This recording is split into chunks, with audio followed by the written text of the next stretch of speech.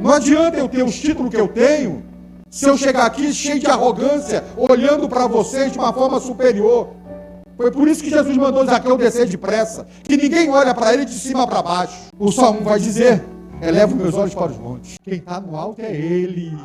Quem é poderoso é Ele. Quem pode fazer alguma coisa por mim e por você é Ele. Louvado seja o nome do Senhor Jesus Cristo.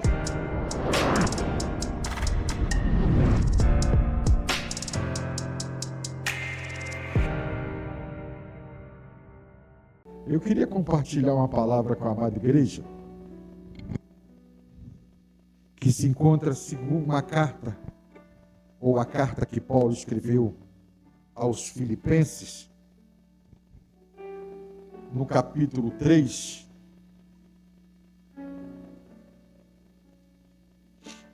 os dois últimos versículos desta carta, os versículos 20 e 21, que diz assim: mas a nossa cidade está nos céus, donde também esperamos o Salvador, o Senhor Jesus Cristo, que transformará o nosso corpo abatido para ser conforme o seu corpo glorioso, segundo o seu eficaz poder de sujeitar também a si todas as coisas. Louvado seja o nome do Senhor Jesus Cristo. Eu sinto alegria quando a igreja canta sobre músicas do arrebatamento e a igreja se alegra. Mas às vezes a gente fica preocupado que o ser humano tão enraizado neste planeta, que parece que não querem morar nos céus. Parece que aqui está bom do jeito que está, ruim, mas está bom. Aí quando fala de céu, muita gente fala assim: espera um pouquinho, não está na hora. A minha filha costuma brincar comigo: pai, céu hoje não dá não, pai. É o porquê, filha? Eu ainda nem namorado eu tenho, com 20 anos, nem casar eu sonho ainda, pai. E ter filhos, e os seus netos. Eu falei: filha, isso tudo é muito bom. Mas se Jesus voltar hoje, é muito melhor estar com Ele. É muito melhor. Essas coisas todas vão ficar aqui. A sua vontade de ser mãe. Mas lá você vai ter o maior prazer do mundo: glorificar o teu Salvador. Bendizer aquele que morreu na cruz do Calvário por amor a você, minha filha. E uma certa vez, brincando assim, saí dirigir uma Kombi em 2010 de um amigo. Ele me ajudava e me deixava eu dirigir a Kombi, levar crente às igrejas para cultuar a Deus. E nesse dia eu fui lá em Jardim Primavera levar um povo. E esse povo saiu, entrou na Kombi, parecia que eles estavam nos céus. Aí quando chegou naquela ponte velha ali da Reduc, eu subi a ponte, eu falei: vocês queriam estar com Jesus hoje? Aí, claro que eu queria. Aí eu soltei a mão do volante. Para que eu fui fazer isso? Nunca mais dirigi para aquele povo. Aquele pastor é maluco, ele não. Mas não queria morar no céu. Então a gente vive num dilema entre o céu e as coisas que estão aqui. As coisas que Deus fala assim: eu vou fazer isso na sua vida. E a gente esquece que a promessa maior foi realizada na cruz do Calvário. Ele crucificado e derramando o seu sangue precioso. E ela se completa quando? 3 dias depois, a sepultura fica vazia. A maior promessa é Ele vir buscar a igreja. As outras coisas que Ele promete para nós são secundárias. A primazia é um dia estar com Ele nos céus. E quando eu leio esse texto dessa carta aos Filipenses, eu fico pensando um pouco no apóstolo Paulo. A gente lê as cartas e esquece de alguns detalhes. O apóstolo Paulo teve um encontro com Jesus no caminho de Damasco, capítulo 9 de Atos, é bastante conhecida essa passagem, e ali aquele homem chamado Saulo vai ter um encontro com Jesus, Jesus vai falar com ele, e ele dali em diante ele vai ser um grande pregador, um grande missionário do Evangelho de Jesus Cristo. Paulo vai sair sofrendo a causa do Evangelho. Uma das coisas que eu gosto muito de falar quando estou falando do apóstolo Paulo: se ele estivesse hoje pregando, ele não precisaria falar nada. Ele simplesmente ia pedir uma autorização aqui nessa igreja ao pastor Marcos Paulo e ia falar assim: posso mostrar as minhas marcas? E ele chegaria, tiraria esse paletó, tiraria essas camisas, viraria para vocês e ia mostrar as suas costas.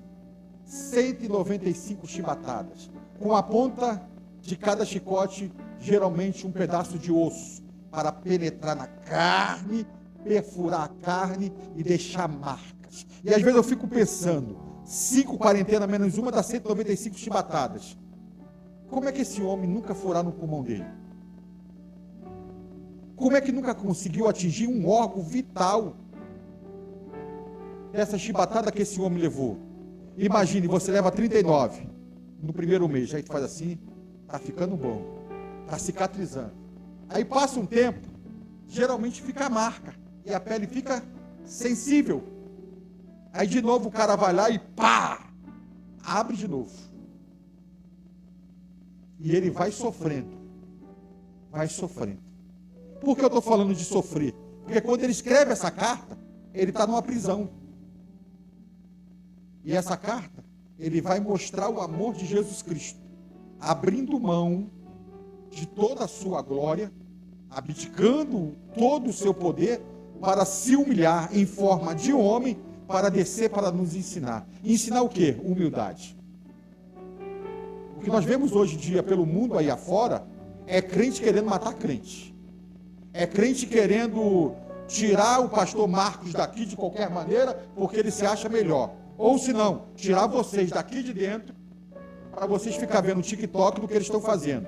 Aí ainda fala assim, bota o dedinho aí no like e faz mais um like. E ó, não dá dízimo na igreja não, que não serve. É isso que esses homens estão fazendo lá fora. Tirar vocês daqui de dentro, para levar lá para fora. Levar para o mundo. E eu nunca vi uma época tão difícil, onde crentes estão praticamente saindo da mão. Brigando. Parece que eles rasgaram a carta que Paulo escreveu aos Filipenses. Ó, que um seja sujeito aos outros. Que você, pastor Marcos, se sujeite, ache maior o pastor Marcos Paulo. Que você, Marcos, se ache menor do que qualquer um que está aqui dentro. Isso se chama humildade. É o que está faltando nos dias de hoje. Não adianta eu ter os títulos que eu tenho, se eu chegar aqui cheio de arrogância, olhando para vocês de uma forma superior. Foi por isso que Jesus mandou Zaqueu descer depressa, que ninguém olha para ele de cima para baixo. O Salmo vai dizer, elevo meus olhos para os montes. Quem está no alto é Ele. Quem é poderoso é Ele. Quem pode fazer alguma coisa por mim e por você é Ele. Louvado seja o nome do Senhor Jesus Cristo. Parece que nós estamos jogando a Bíblia fora e querer fazer a vontade dos homens. É uma briga, é uma degradação, é encontros disso e só para agredir as pessoas. Que evangelho é esse? Que Jesus Cristo é esse que estamos apresentando? E quando eu vejo essa carta aos Filipenses, eu fico imaginando o apóstolo Paulo. Preso consegue falar de amor? Preso consegue falar de regozijo? Preso vai lembrar de algo que você fez para ele de bom? Leia a carta aos Filipenses. O presidiário Paulo vai dizer, regozijai-vos no Senhor. Amai uns aos outros. Muito obrigado pela oferta que Epafrodito trouxe de Filipe para mim. Muito me fez bem. Preso vai querer se lamentar. Vai querer dizer que ele está lá preso de forma injusta, porque estava pregando o evangelho. Eu não vejo Paulo fazendo isso na carta. Em nenhum momento Paulo reclamando. Pelo contrário, esses 2 versículos, eu vou ver Paulo falando das coisas celestiais.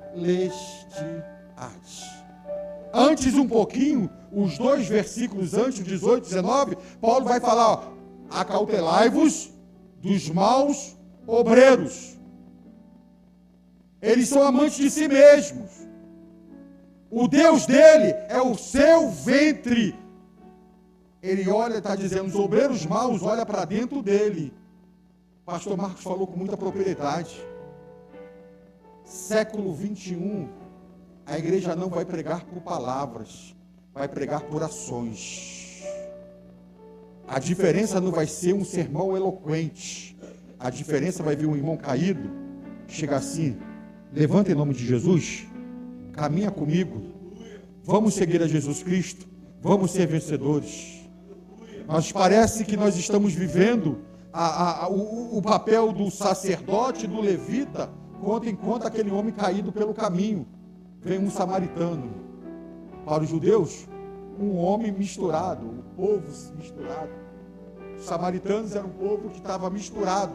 As 10 tribos, quando há divisão, a separação de reinos, aí vem um povo de outras terras, vai viver ali, Israel dividido, vai criar os samaritanos, e os judeus se acham santo demais.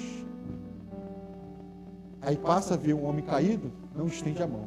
Vem um impuro, como eu e você um dia somos. Hoje nós somos puros, mas lavados pelo sangue de Jesus Cristo. Aí vê aquele homem caído, pega, não pergunta quem ele é, de que tribo é, de onde ele veio, para onde ele estava indo. Simplesmente pegou e levou para um lugar de segurança, cuidou das suas feridas e ainda disse para o dono das talagens: se ele tiver algum débito, põe na minha conta. É dessa igreja que Jesus está chamando no século 21. De fazer.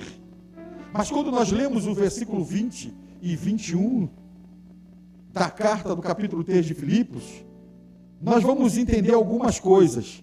Ele começa dizendo: mas a nossa cidade está nos céus. Vamos contemplar um pouquinho hoje o arrebatamento da igreja? Vamos imaginar essa cidade nos céus? Será que a Bíblia fala dessa cidade nos céus?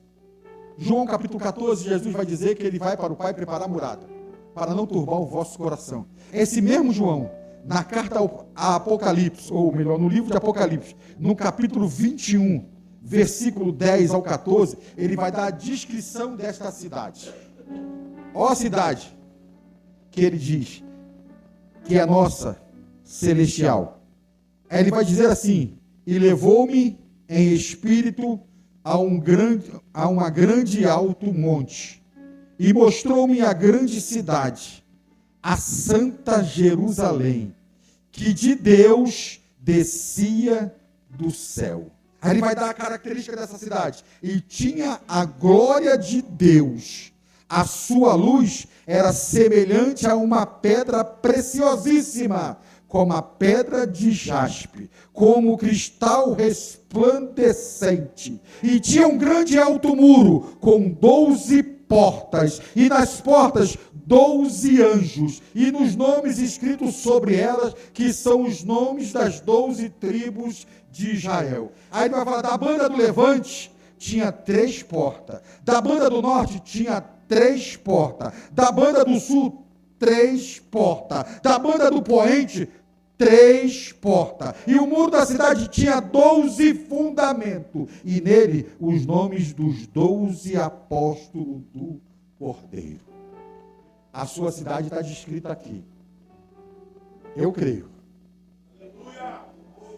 Resplandecente como a glória de Deus. O que os olhos não viram. O que foi lido hoje aqui? O que o coração, o ouvido não ouviu, e o coração não contemplou. É isso que está preparado para mim e para você. Andar numa cidade celestial. Ela está nos céus. O apóstolo afirma: mas esta cidade, mas a nossa cidade está nos céus. Se tem cidade nos céus, tem alguém que comanda essa cidade, sim ou não? Aí ele vai concluir o versículo: donde esperamos vir. Vi quem? O Salvador. Quem é o Salvador? O nosso Senhor Jesus Cristo. Se tem cidade, tem um rei. Aleluia. E Atos dos Apóstolos vai contemplar este rei. Ele diz assim no capítulo 7, versículos 55 e 56. Mas ele, estando cheio do Espírito Santo e fixando os olhos no céu, ele viu a glória de Deus e Jesus, que estava à direita de Deus, e disse: eis que vejo os céus abertos e o Filho do Homem que está à mão direita de Deus. Quando nós olhamos isso, esses versículos, principalmente o capítulo 7 de Atos dos Apóstolos, você vai ver que era esse homem que estava falando isso. Ele não estava no palácio, ele não estava com regalias, ele não estava num momento muito bom, que ele estava passando naquele exato momento, ele não estava tendo carinho das pessoas. Quando ele viu esse céu aberto, ele estava morrendo apedrejado. Estevão vai pregar um sermão muito duro para os judeus, e a ira daqueles homens era tão grande, que ele vai dizer que ele blasfemou, e começaram a atacar pedra em Estevão. Levam ele para fora da cidade e começa a pegar pedra e apedrejar. Cada pedra que ele batia nele, ele olhava: Senhor, não impute a ele esses pecados. Em vez de você amaldiçoar uma pessoa, mesmo que ela te faça mal, mesmo que ela te esteja apedrejando, pede a Deus para perdoar os pecados dela, em nome de Jesus Cristo. Faz parte da nossa vida cristã. E cada pedra que ele tratava nele, que cada vez acertava ele fala: eita, Senhor, está chegando a minha hora, está pertinho do Senhor. E quando as pedras doíam, a cada pessoa falava: eu feri a cabeça dele, eu estou vendo a glória de Deus, eu acertei o peito dele, eu estou vendo Jesus. Aí ele vai gritar lá do alto: eis que vejo os céus abertos, louvado seja o nome do Senhor Jesus Cristo. Que o céu se abra nesta noite, neste lugar, e podemos ver, em nome de Jesus Cristo, Jesus, a mão direita de Deus Pai, para a glória do nome dele. Louvado seja o nome do Senhor Jesus Cristo. A cada pedra que acertava Estevão, eu creio que abria um pedacinho da porta do céu, atacava. Há momentos das nossas vidas que a gente não pode olhar o horizontal, olhar a situação de adversidade a qual nós estamos vivendo. Nós temos que olhar o além do anormal, é lá para o céu. Que é isso, irmão? Além do anormal, porque o normal é aqui. O anormal é alguém querer te matar. E agora? E a glória? E a glória? E a glória é olhar para cima e ver os céus abertos. Louvado seja o nome do Senhor Jesus Cristo. Por que Estevão estava vendo? Porque tinha algo aqui na vida de Estevão. Jesus, quando antes de subir, ele vai dizer assim: eis que eu vou para o Pai, mas enviarei o Consolador. É na hora das dificuldades, é na hora perto da morte, que a gente vai ver o Consolador na nossa vida. Há 1 ano e meio, mais ou menos atrás, eu perdi um irmão de câncer. E ele estava no Hospital do Fundão, a penúltima vez que ele foi internado. E quando ele voltou para casa, ele voltou um crente fervoroso, misericórdia. Aí ele me chamou: mano, ele me chamava de Zói. Zói, vem cá. Eu fui, ele com a máscara de oxigênio. Ele tinha que ficar 24 horas com oxigênio, porque o pulmãozinho, o câncer já tinha tomado quase tudo. Ele: posso te falar um segredo? Eu não falei para ninguém, só para você que eu vou falar. Qual o segredo, meu irmão? Antes de ter alta, uma noite antes, eu estava deitado. E quando me despertei na madrugada, a enfermaria toda fez tudo escura, com uma luz acesa assim, perto da gente, para caso de uma emergência, a enfermeira poder entrar rápido. Eu vi 4 anjos.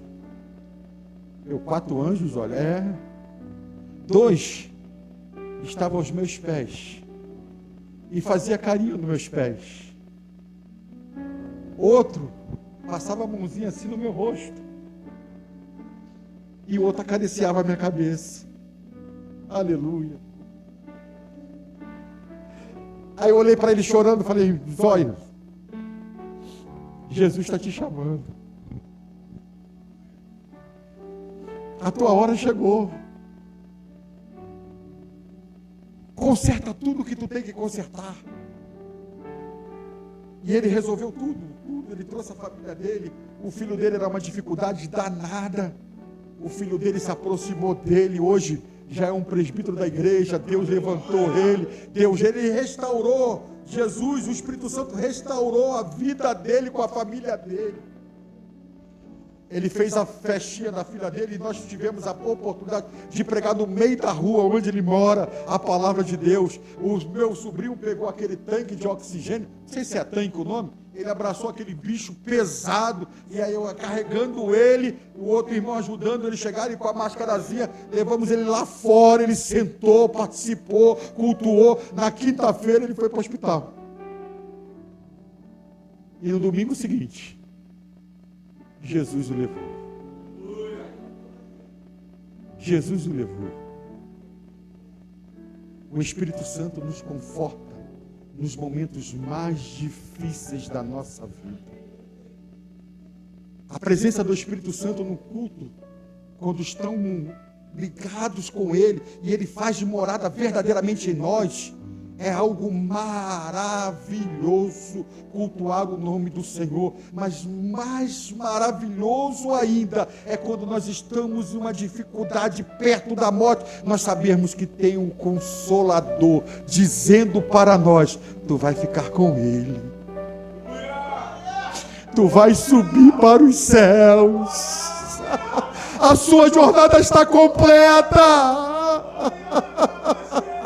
É tempo de glorificar o nome dele lá nos céus, aonde não há mais choro, lamento, tristeza, é só alegria. Louvado seja o nome do Senhor Jesus Cristo. Está passando por dificuldade, estão te acusando, estão te apontando, estão querendo te matar. Glorifica o nome do Senhor, glorifica o nome do Senhor, porque o Espírito Santo de Deus está sobre a sua vida e ele vai te dar vitória.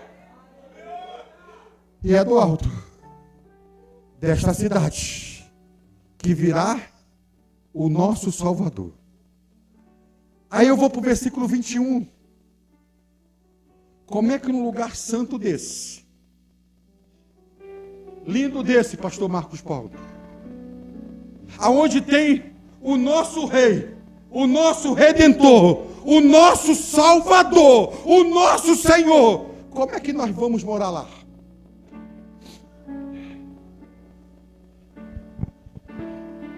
Com esse corpo corruptível, sendo mortal, cheio de pecados, para morar num lugar santo, junto com o santo, eu tenho que ser? Mas eu e você, com as nossas forças, podemos ser santos?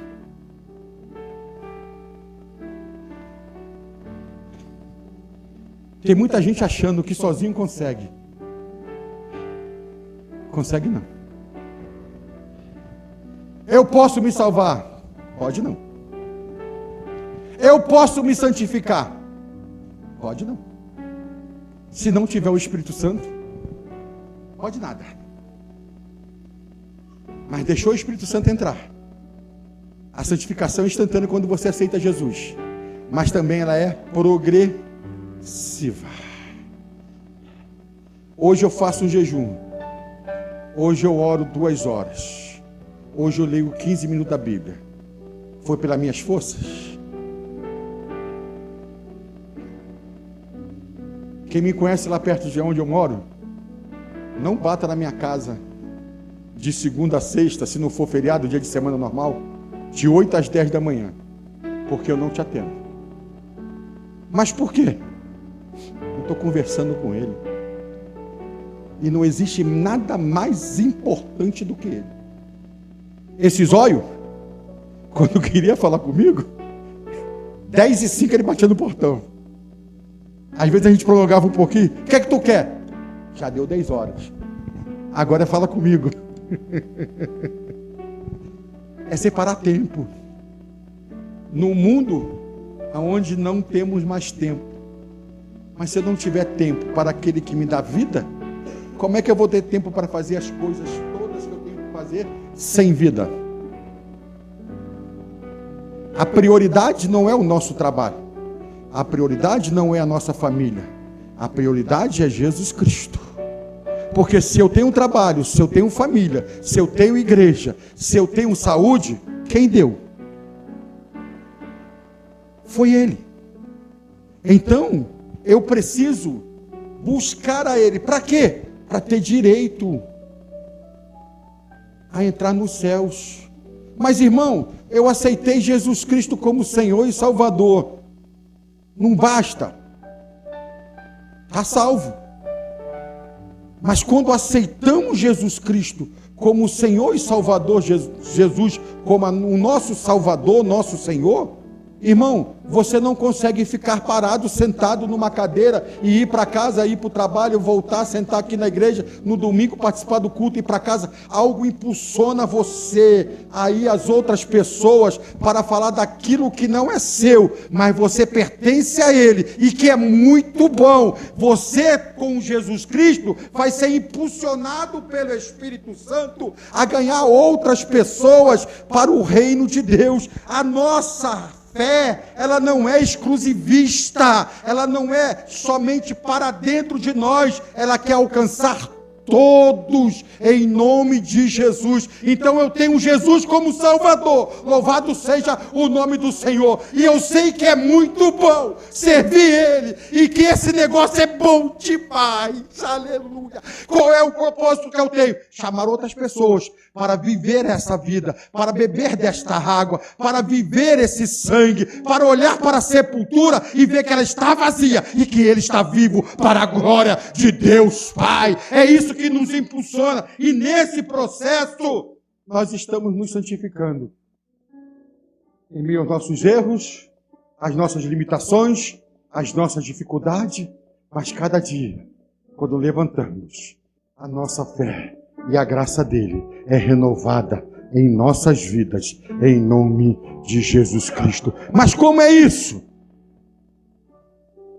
Como seremos santos como Ele? Porque Paulo escreve que transformará o nosso corpo abatido. O seu corpo é abatido? É mortal. Cheio de debilitações, cheio de dificuldades, cheio de pecado.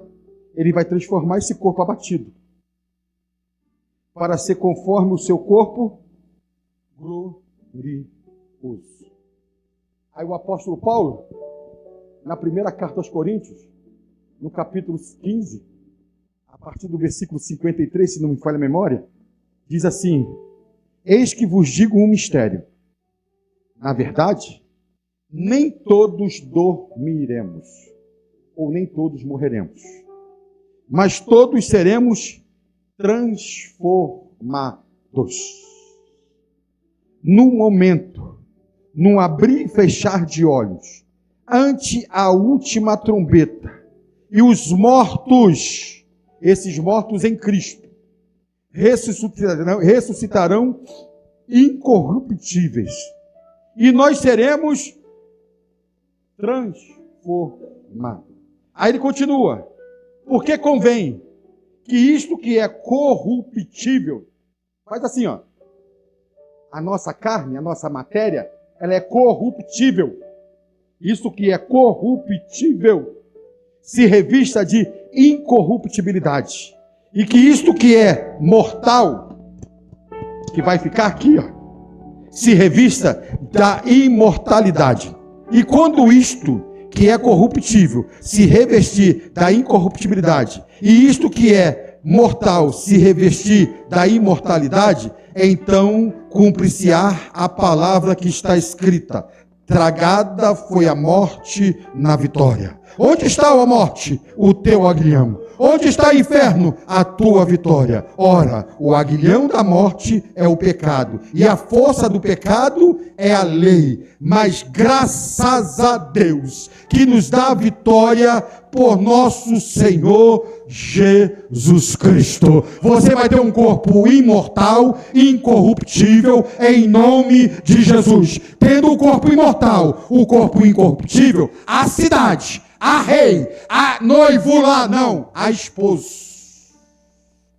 Porque quando nós falamos do livro de Apocalipse, sai a palavra noivo e noiva e entra esposo e esposa. Se tem um esposo lá, está esperando quem?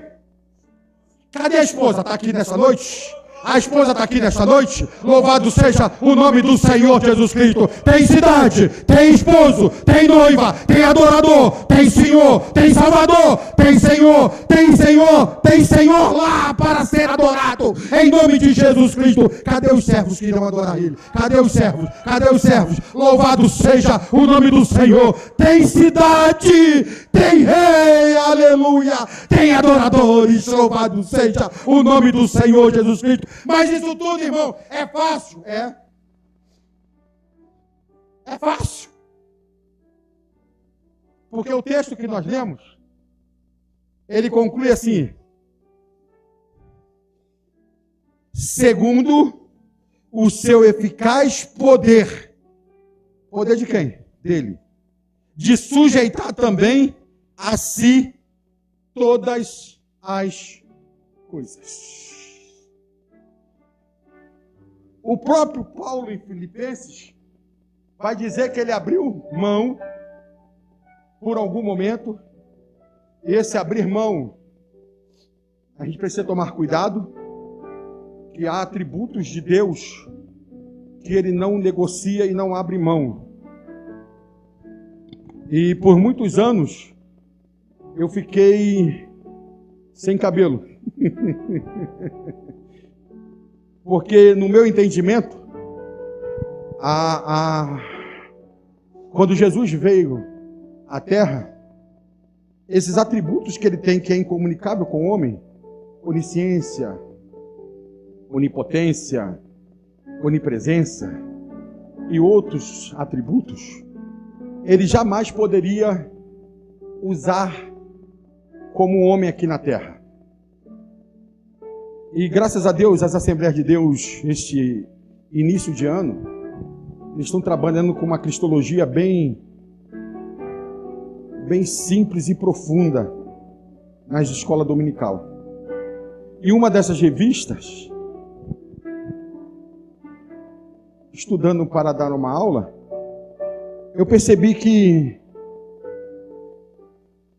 teve atributo de Jesus que mesmo como homem, ele não abriu mão.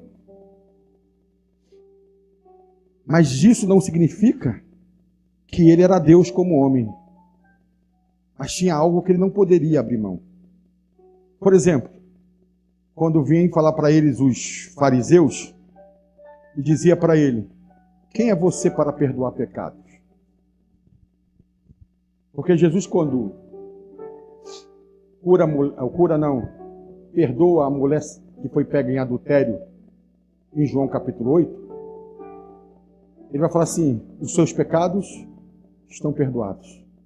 Vai e não peques mais.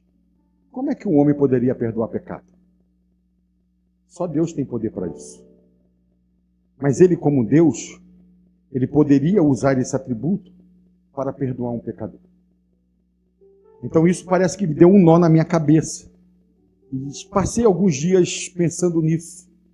Se ele abriu mão dos seus atributos, por que ele perdoou a mulher? Sendo um homem. Mas eu vou entender que a graça, o amor e a misericórdia nunca poderia ficar longe de Jesus, mesmo sendo homem. Então ele tinha poder mesmo, não só para curar, não só para dar vista aos cegos, não só para andar sobre as águas. Ele tinha poder verdadeiramente de perdoar o pecado. E quando eu vejo isso, quando ele passa por todo esse processo de crucificação, de morte e de ressurreição.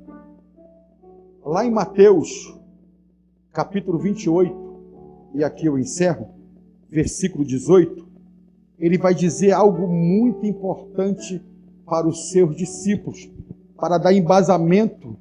Que poder é este?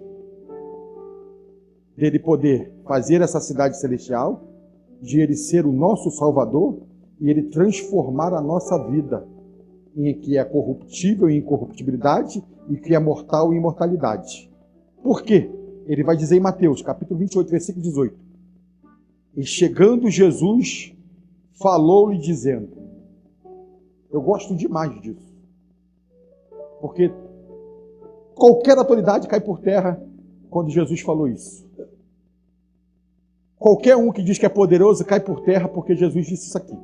É-me dado. Aleluia. É-me dado todo o poder. Não é qualquer poder, não. É todo. Todo. Nos céus e na terra. Aí eu fecho com um aprendizado que eu tive há muitos anos atrás. Quando nós falamos de céus, o apóstolo Paulo falou de 3. Mas quando eu gosto de falar de céu, eu gosto de falar de universo. O universo é formado por milhões de galáxias. Não é uma galáxia nem duas, não. São milhões de galáxias. Olha o poder que o seu Deus tem. Dentro dessas milhões de galáxias, existe uma chamada Via Láctea. Uma chamada Via Láctea. Essa galáxia chamada Via Láctea, ela tem 9 planetas. E já é comprovado que algum desses 9 planetas não há vida, porque alguns estão muito próximos do Sol, por causa do calor, não há possibilidade de vida. E tem muitos que estão muito distantes do Sol. Por lá, muitas trevas, também não há vida. Mas dentre esses 9 planetas, existe um chamado planeta Terra. Ali. Para você ter noção do tamanho do poder do seu Deus. De milhões de galáxias, existe uma chamada Via Láctea. Tem 9 planetas. Um desses planetas é o planeta Terra. Ele não está muito próximo do Sol e nem muito distante do Sol. Por isso que há vida aqui neste planeta.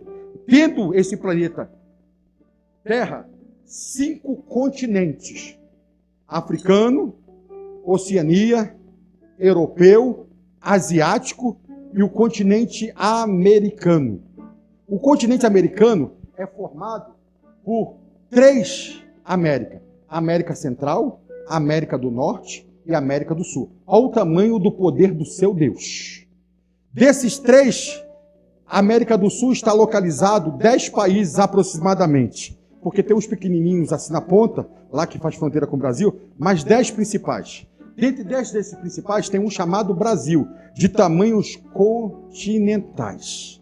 Desses 10, desse país chamado Brasil, existe 26 estados e um distrito federal. É dividido em 5 regiões: Norte, Nordeste, Centro-Oeste, Sul e Sudeste. Dentro desse país, desse Sudeste, existe 4 estados: Espírito Santo, Minas Gerais, São Paulo e Rio de Janeiro. Para você ver o tamanho do poder desse Deus. Dentro desse estado chamado Rio de Janeiro, existe 92 municípios. Louvado seja o nome do Senhor Jesus. Desse município 92, tem um chamado Duque de Caxias. Aleluia! Olha o tamanho desse Deus. Louvado seja o nome do Senhor. Desse bairro, desse município chamado Duque de Caxias, existe um bairro chamado Santo Antônio da Serra. Uma rua chamada José Gervásio, número 100, aonde está aqui a comunidade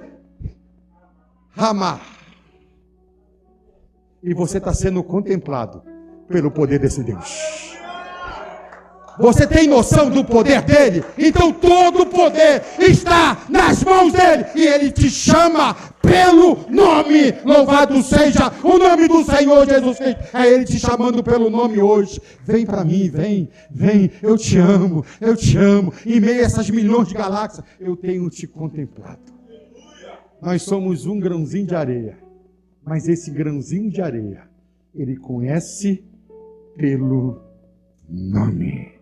É esse poder que fez essa cidade, que de lá virá o nosso Salvador, que irá nos transformar, porque ele tem todo o poder nos céus e na terra. Que Deus nos abençoe nesta noite, em nome de Jesus.